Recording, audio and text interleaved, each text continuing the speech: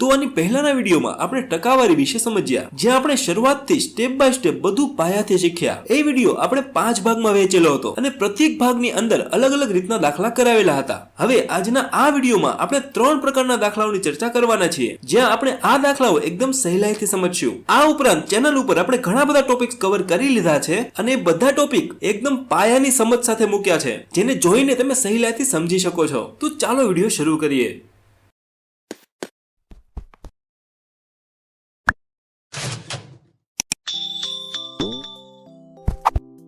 પહેલું સ્ટેપ, કોઈ સંખ્યા બીજી સંખ્યાના કેટલા ટકા. હવે આ સ્ટેપ સમજવા પહેલા આપણે એક વસ્તુ સમજી લઈએ. માની લો કે તમારા પરીક્ષામાં 60 માર્ક્સ આવ્યા છે. હવે તમને કોઈ પૂછે કે કેટલામાંથી 60 આવ્યા છે, તો તમે કહેશો કે 100 માંથી 60 આવ્યા છે. તો જે 100 છે એ કુલ સંખ્યા છે અને જો ને ટકામાં પૂછે તો આપણે 100 વડે ગુણી નાખશું, એટલે 60 ના છેદમાં 100 ગુણ્યા 100. અહીંયા ઉપર નીચે 100 ઉડી જશે તો આવશે 60%. તો તમારે 60% આવ્યા છે એમ કહી શકીએ. હવે આનો મતલબ એમ પણ થાય કે 60 એ 100 ના 60% છે. બસ આ જ રીત ખાસ યાદ રાખજો. આ સ્ટેપની અંદર આપણે આ જ રીતનો ઉપયોગ કરવાનો છે. પહેલો દાખલો જોઈએ. 10 એ 50 ના કેટલા ટકા થાય. હવે અહીં જુઓ, અહીં 50 છે એ કુલ સંખ્યા છે. પહેલા ઉદાહરણમાં આપણે શું જોયું કે 100 હતી કુલ હતી, એમાંથી 60 આવ્યા હતા. અહીંયા 50 છે એ કુલ છે, એમાંથી 10 શોધવાના છે. હવે ધ્યાન રાખજો, કેટલા શોધવાના છે?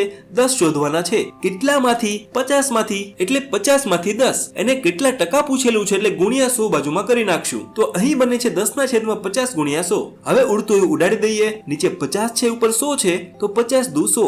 ઉપર 10 ને 2 બચ્યા છે તો 10 દુ 20. તો આવશે 20%. એટલે આનો મતલબ એમ થાય છે કે 10 એ 50 ના 20% છે. હવે આ જ દાખલાને અલગ રીતે પણ પૂછી શકે કે 50 ના કેટલા ટકા 10 થાય. જો દાખલા બંને સરખા જ છે પરંતુ અલગ અલગ રીતે પૂછેલા છે, તમને 10 એ 50 ના કેટલા ટકા થાય એમ પૂછે કે 50 ના કેટલા ટકા 10 થાય એમ પૂછે, બંનેની રીત એક જ રહેવાની છે. હવે અહીંયા પણ 10 કેટલા થાય એમ પૂછેલું છે, કેટલામાંથી? 50 માંથી. તો 50 માંથી 10 અને ટકામાં શોધવાનું કીધેલું છે એટલે બાજુમાં ગુણ્યા 100 લખી નાખશું. હવે પહેલો દાખલો જોયો એ જ રીતે 50 દુ 100 અને 10 દુ 20, તો આવશે 20%. જુઓ, બંને દાખલાઓ એક જ સરખા છે, બસ પૂછવાની રીત થોડીક અલગ છે.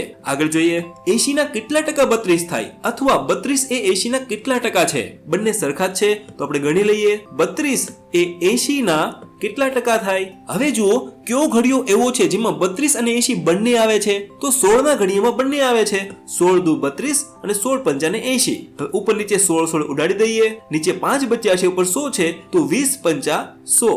નીચે કઈ નથી બચ્યું, ઉપર 20 બચ્યા છે અને 2 બચ્યા છે તો 20 દુ ને 40, તો આવશે 40%. એટલે કે 32 એ 80 ના 40% છે. આગળ જોઈએ. 90 ના કેટલા ટકા 54 થાય, અથવા 54 એ 90 ના કેટલા ટકા છે. જેમ ગણતા હોય એ જ રીતે 54 એ 90 ના કેટલા ટકા છે. હવે 54 અને 90 કોના ઘડિયામાં આવે છે? તો 18 ના ઘડિયામાં આવે છે. 18 તેરી 54, 18 પંચા ને 90. ઉપર નીચે 18 ઉડી જશે. અહીંયા નીચે 5 છે, ઉપર 100 છે, 20 પંચા ને 100.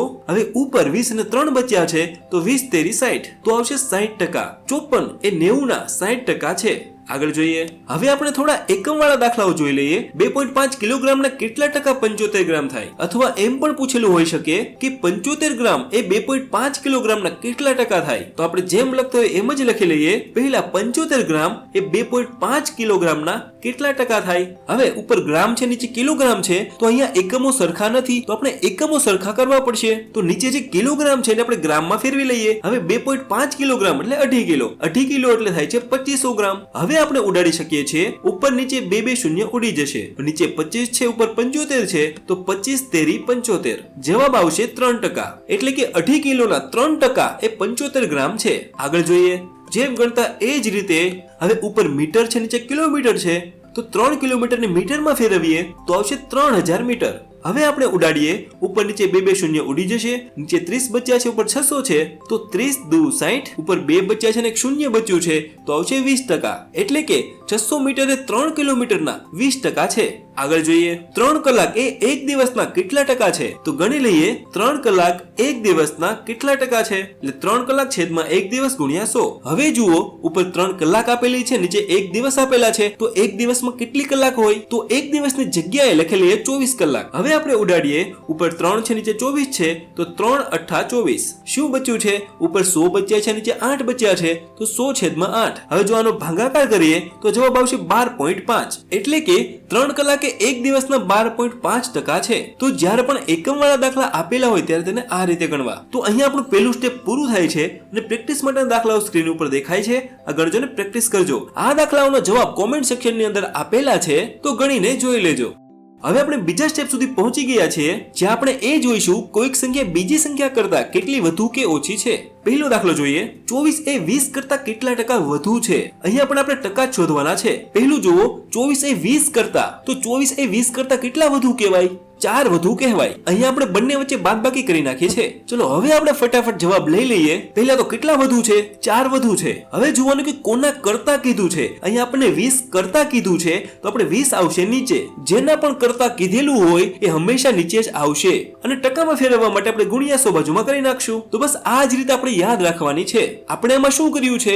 ઉપર આપણે તફાવત લીધો છે એટલે ઉપર કરી છે બાદબાકી, અને નીચે જેના કરતા હોય હંમેશા નીચે જ આવશે. અને ટકામાં ફેરવવા ગુણ્યા 100 કરી નાખશું. તો જે સૂત્ર યાદ રાખજો, ઉપર તફાવત ભાગ્યા સંખ્યા કરતા અને ગુણ્યા 100. ચલો હવે આપણે ઉડાડીએ. નીચે 20 છે, ઉપર 100 છે, તો 20 પંચા 100. ઉપર 4 અને 5 બચ્યા છે, તો 4 પંચા ને 20%. એટલે કે 24 એ 20 કરતા 20% વધુ છે. હજુ એક દાખલો જોઈએ, વધુ ખ્યાલ આવશે. 72 એ 75 કરતા કેટલા ટકા ઓછા છે? અહીંયા પણ જે જોયું એ જ રીતે પહેલા ઉપર આપણે બંનેનો તફાવત જોઈ લઈશું કે 72 એ 75 કરતા કેટલા ઓછા છે? તો 3 ઓછા છે. હવે આપણે કિંમત મૂકી દઈએ. 3 ઓછા છે. કોના કરતા? 75 કરતા, તો નીચે આવશે 75 અને ટકામાં ફેરવવા ગુણ્યા 100 બાજુમાં કરી લઈએ, તો આવશે 3/75 ગુણ્યા 100. આપણે સૂત્ર ઉપરથી જ કિંમત મૂકવાની છે. ચલો હવે આપણે ઉડાડી દઈએ. 100 એટલે 25 ચોકુ 100 અને 75 એટલે 25 તેરી 75. અહીંયા ઉપર નીચે 25 ઉડી જશે અને ઉપર નીચે 3 પણ ઉડી જશે. હવે અહીંયા માત્ર 4 બચ્યા છે, તો આવશે 4%. એટલે કે 72 એ 75 કરતા 4% ઓછા છે. આગળ જોઈએ. 108 એ 120 કરતા કેટલા ટકા ઓછા છે? પહેલા તો આપણે સૂત્ર પ્રમાણે કિંમત મૂકી દઈએ. પહેલા જુઓ કેટલા ઓછા છે? તો 108 એ 20 કરતા 12 ઓછા છે. એટલે 120 માંથી 108 બાદ કરીશું તો આવશે 12. હવે આપણે કિંમત મૂકી દઈએ. તો 12 ઓછા છે. કોના કરતા? 120 કરતા ઓછા છે, તો 120 આવશે નીચે અને ટકામાં ફેરવવા ગુણ્યા 100 બાજુમાં કરી નાખીએ. હવે ઉડાડીએ. 12 દાણ 120 અને ઉપર નીચે એક એક શૂન્ય ઉડી જશે, તો જવાબ આવશે 10%. એટલે કે 108 એ 120 કરતા 10% ઓછા છે. આગળ જોઈએ. 60 એ 48 કરતા કેટલા ટકા વધુ છે? પહેલા તો તફાવત લઈ લઈએ. 60 માંથી 48 જાય તો હવે 12. હવે આપણે કિંમત મૂકી દઈએ. ઉપર આવશે 12. કોના કરતા? 48 કરતા કીધું છે, તો 48 આવશે નીચે અને ગુણ્યા 100 બાજુમાં લખી લઈએ. હવે ઉડાડી દઈએ. 12 ચોક 48, નીચે 4 છે, ઉપર 100 છે, તો 25 ચોકુ 100. જવાબ આવે છે 25%. તો 60 એ 48 કરતા 25% વધુ છે. અહીંયા આપણું બીજું સ્ટેપ પણ પૂરું થાય છે અને પ્રેક્ટિસ માટે દાખલાઓ સ્ક્રીન ઉપર દેખાય છે. આ ગણજો ને પ્રેક્ટિસ કરજો. તો આપણે અહીં સુધી 3 પ્રકારના દાખલા જોઈ ગયા છીએ. પહેલા દાખલામાં 10 ના 40% કેટલા થાય એમ પૂછેલું છે. બીજા દાખલામાં 10 એ 40 ના કેટલા ટકા થાય એમ પૂછેલું છે. અને છેલ્લા દાખલામાં 10 એ 40 કરતા કેટલા ઓછા છે એમ પૂછેલું છે. જો ત્રણેય દાખલા એકબીજાથી અલગ છે. પહેલું જુઓ, 10 ના 40% કેટલા થાય? તો એ તો એકદમ સાદો દાખલો છે. તો 10 ના 40% એટલે ગુણ્યા 40, 40% એટલે 40 ના છેદમાં 100. હવે ઉડાડીએ. ઉપર નીચે 2 શૂન્ય ઉડી જશે. શું બચ્યું છે? 4 બચ્યા છે, તો જવાબ આવશે 4. એટલે કે 10 ના 40% એ 4 થાય. બીજો દાખલો જુઓ. 10 એ 40 ના કેટલા ટકા થાય? હવે આ દાખલો પહેલા કરતા થોડો અલગ છે. અહીં આપણે ટકા શોધવાના કીધેલા છે અને 10 એ 40 ના કેટલા ટકા થાય એટલે આપણે પહેલી રીત જોઈ એ જ રીતે 10 એટલે 40 આવશે નીચે અને ગુણ્યા લખી નાખશું 100. એટલે 10 એ 40 ના કેટલા ટકા થાય? 10 ના છેદમાં 40 ગુણ્યા 100. હવે 10 ચોક 40, નીચે 4 છે, ઉપર 100 છે, તો 25 ચોકુ 100. જવાબ આવશે 25%. એટલે કે 10 એ 40 ના 25% છે. અને ત્રીજો દાખલો જુઓ. 10 એ 40 કરતા કેટલા ટકા ઓછા છે? અહીંયા જ્યારે પણ આપણે વધુ કે ઓછા પૂછેલા હોય ત્યારે આપણે પહેલા તફાવત લેવાનો અને ત્યારબાદ આપણે ગુણ્યા 100 કરી નાખવાના. અહીંયા જુઓ, 10 અને 40 વચ્ચે કેટલો તફાવત છે? 30 નો તફાવત છે. હવે લખી લઈએ 30. કોના કરતા? 40 કરતા, તો 40 આવશે નીચે અને ગુણ્યા 100 બાજુમાં કરી લઈએ. હવે ઉપર નીચે શૂન્ય શૂન્ય ઉડાડી દઈએ. નીચે 4 છે, ઉપર 100 છે, તો 25 ચોકુ 100.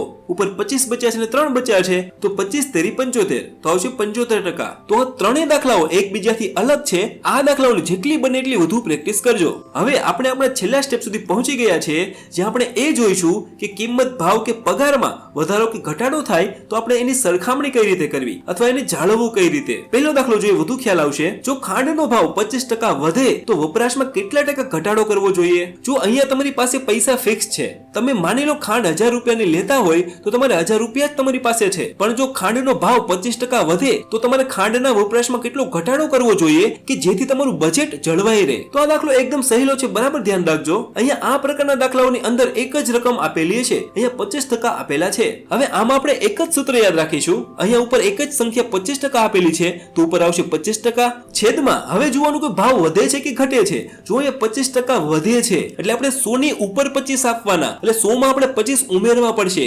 જો વધતા હોય તો ઉમેરવાના અને જો ઘટતા હોય તો આપણે બાદ કરવાના. અહીંયા ખાંડનો ભાવ 25% વધે છે એટલે આપણે 100 માં 25 ઉમેરવાના. 100 માં 25 ઉમેરીશું તો આવશે 125 અને આપણે ટકા શોધવાને કીધેલા છે તો ગુણ્યા 100 બાજુમાં કરી લઈએ. હવે આપણે ઉડાડીએ, નીચે જો 125 છે તો 25 પંચા 125 થાય. ઉપર નીચે 25 25 ઉડી જશે. નીચે 5 બચ્યા છે, ઉપર 100 બચ્યા છે તો 20 પંચાને 100, જવાબ આવશે 20%. આનો મતલબ એમ થાય કે જો ખાંડનો ભાવ 25% વધે તો આપણે વપરાશમાં 20% ઘટાડો કરવો જોઈએ. હજુ એક દાખલો જોઈએ. ટિકિટનો ભાવ 20% ઘટે તો કેટલા ટકા દર્શકો વધવાથી બજેટ જળવાઈ રહે? હવે અહીંયા માની લો તમારું એક થિયેટર છે, તમે તેના ટિકિટના ભાવમાં 20% ઘટાડો કરો છો તો કેટલા દર્શકો વધવાથી તમારું બજેટ જળવાઈ રહે એમ પૂછેલું છે. હવે આપણે સૂત્ર પ્રમાણે લખી લઈએ. એક જ ટકા આપેલા છે 20% તો આવશે 20%. હવે જોવાનું કે વધે છે કે ઘટે છે. અહીં જો ભાવ 20% ઘટે છે, 20% ઘટે છે એટલે 100 ની ટિકિટ એ 80 માં આપે છે એટલે છેદમાં આવશે 80. ટકામાં ફેરવવા ગુણ્યા 100 બાજુમાં કરી લઈએ. હવે આપણે ઉડાડી દઈએ. 80 એટલે 20 ચોક 80, ઉપર નીચે 20 20 ઉડાડી દઈએ. નીચે 4 બચ્યા છે, ઉપર 100 બચ્યા છે તો 25 ચોકું 100, જવાબ આવશે 25%. એટલે કે ટિકિટનો ભાવ જો 20% ઘટાડવામાં આવે તો દર્શકોની સંખ્યા 25% વધારવી પડે. આગળ જોઈએ. ઘઉં કરતા ચોખા 40% મોંઘા છે તો ચોખા કરતા ઘઉં કેટલા ટકા સસ્તા હશે? જો આ પ્રકારના દાખલા પણ આ જ રીતે ગણવાના હોય છે, એટલે કે એક જ સંખ્યા આપેલી હશે. અહીંયા 40% આપેલા છે. હવે જો કે વધુ છે કે ઓછા? અહીંયા મોંઘા કીધેલા છે. મોંઘા એટલે વધુ, તો 100 માં આપણે 40 ઉમેરવા પડશે તો નીચે આવશે 140 અને ટકામાં ફેરવવા ગુણ્યા 100 બાજુમાં કરી નાખીએ. હવે જુઓ 140 એટલે 20 + 140, નીચે 20 છે ઉપર 40 છે તો 20 દુ 40. હવે જે પણ બચ્યું છે એનો ગુણાકાર કરી લઈએ. ઉપર 2 બચ્યા છે અને 100 બચ્યા છે તો આવશે 200 અને નીચે 7 બચ્યા છે તો આવશે 200 ના છેદમાં 7. તો આપણે 200 ભાગ્યા 7 કરીશું તો જવાબ આવશે 28.4 ના છેદમાં 7. અને જો તમને અપૂર્ણાંક ગોઠવતા ન આવડતું હોય તો આપણે ટકાવારી ભાગ 1 માં આની ચર્ચા કરેલી છે, તમે જઈને જોઈ શકો છો. આગળ જોઈએ. પેન કરતા પેપરની કિંમત 30% ઓછી છે તો પેપર કરતા પેનની કિંમત કેટલા ટકા વધુ થાય? પેલો તો જે પણ ટકા આપેલા હોય આવશે ઉપર. હવે જો વધુ કે ઓછી? અહીંયા 30% ઓછી કીધેલી છે તો 100 માંથી 30 બાદ કરવાના તો નીચે આવશે 70 અને ટકામાં ફેરવવા ગુણ્યા 100 બાજુમાં કરી લઈએ. હવે આપણે ઉડાડીએ. ઉપર નીચે એક એક શૂન્ય ઉડી જશે. ઉપર 3 બચ્યા છે, 100 બચ્યા છે તો આવશે 300 ના છેદમાં 7. હવે જો આપણે 300 ભાગ્યા 7 કરીએ તો જવાબ આવશે 42.8%. તો પેપર કરતા પેનની કિંમત 42.8% વધુ છે. આગળ જોઈએ. દૂધના ભાવમાં 20% વધારો થાય છે તો ખર્ચ જાળવવા વપરાશમાં કેટલા ટકા ઘટાડો કરવો પડે? અહીંયા 20% આપેલા છે તો ઉપર લખીશું 20. ભાવમાં 20% વધારો કીધેલો છે તો આપણે 100 માં 20 ઉમેરીશું તો નીચે આવશે 120 અને ટકામાં ફેરવવા ગુણ્યા 100 બાજુમાં કરી નાખીએ. હવે ઉડાડીએ. 20 6 120, ઉપર 100 છે, નીચે 6 છે તો 100 ભાગ્યા 6. 100 ભાગ્યા 6 કરીશું તો આવશે 16.6. એટલે કે આપણે દૂધની વપરાશમાં 16.6% જેટલો ઘટાડો કરવો પડે. તો અહીંયા આપણું ત્રીજું સ્ટેપ પણ પૂરું થાય છે અને પ્રેક્ટિસ માટેના દાખલાઓ સ્ક્રીન ઉપર દેખાય છે. આગળ જોઈને પ્રેક્ટિસ કરજો. તો આશા રાખું છું કે આ વિડીયોમાં તમને ઘણું બધું જાણવા મળ્યું હશે. ચલો હું મળું આગળના વિડીયોમાં.